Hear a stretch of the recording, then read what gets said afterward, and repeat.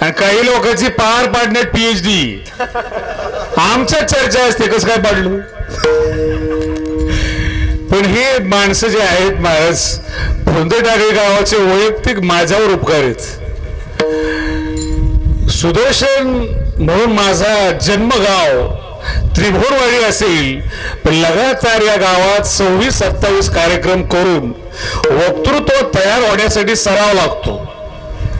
सरावातून कार्यक्रमातून माझा जन्म या शहराचा जन्म त्रिभुवनवाडी असेल, पण माझ्या वक्तृत्वाचा जन्म फुंदेटाकळी.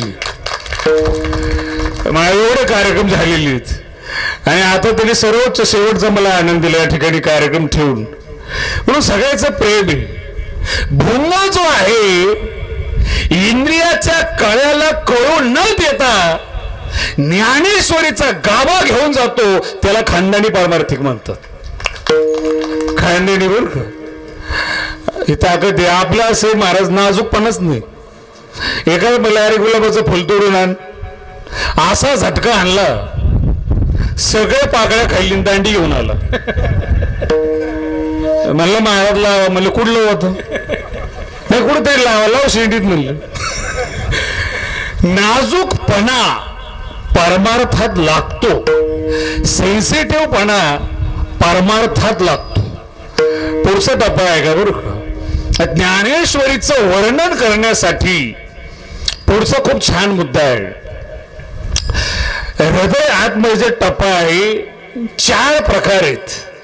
वाणी बाहेर येताना मनाला स्पर्श करून जर आली तर कवित्व जन्माला येतं. एक कवित्व. कवित्व म्हणजे काय, डोळ्याला हिरणीसारखी दिसतात, हिरणीसारखी. कातळ्याचं वर्णन चंद्रासारखं. नाही ऐकलं असतं ना तुम्ही. हे ठीक आहे, शब्द चांगले आहेत, पण बुद्धी घाण ठेवलेली. कोणाला वापरावेत याचा अंदाजच नाही, कुणासाठी आपलं हृदय कोणाला लावावं याचा अंदाज नाही. मग मन जे आहे ते आज 5000 वर्षापासून शब्दाचा आणि वाणीचा विकास झालेला आहे. स्फोटायत्तम जगत सर्वम तरी दत्तद्योवर्तते, हा शब्दाचा प्रवास आजपर्यंत.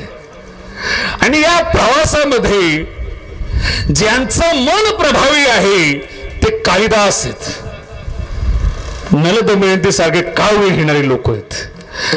आणि ज्यांची बुद्धी प्रभावी, त्यांनी माईकचा शोध लावलाय, विजेचा शोध लावलाय, मेडिकल सायन्सला जन्म दिलाय, इंजिनिअरिंगला जन्म दिलाय. आणि इंजिनिअरिंग मेडिकल सायन्स याच्यामध्ये अलंकार नसतात, अलंकाराची भाषा चालत नाही. तिथं फक्त तत्वाशी गाठ पडली पाहिजे, क्लिअरिफिकेशन पाहिजे. जो बोलायचंय ते घुमून फिरून नकोय, क्लिअर पाहिजे. आणि हे समजण्यासाठी माणूस भाग्यवान पाहिजे. माणूस सांगता पण आलं पाहिजे बरं का. रोग्याला सुद्धा आपला विलाज क्लिअर होण्यासाठी पेशंटला सुद्धा सांगता आलं पाहिजे नेमकं काय झाले. नाही तर काही भाग्यवान डॉक्टरकडे गेले म्हणतात कसनुस होतंय. कसनुस म्हणजे कसनुसाला पण डॉक्टर कसनुसा भेटतो. एका डॉक्टरने सुपेहून हार आणला होता, सुपेहून हार आणला आणि असं बाजूला ठेवला. पेशंट खुश, चेहऱ्यावर ग्लो चालला त्याच्या. तो म्हटलं मला माहित नव्हतं असं हार वगैरे आणावं लागतो म्हणून. भाग्य माझं. तिने तसं नाही, हे ऑपरेशन माझ्या जीवनात पहिले. जर सक्सेस झालं तर मला काम येईल, नाही झालं तर हे असले भेटले जगायची अपेक्षा आहे का आता.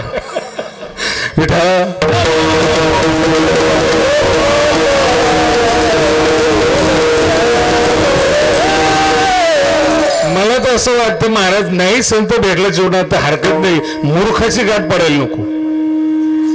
विनाकारण टेन्शन.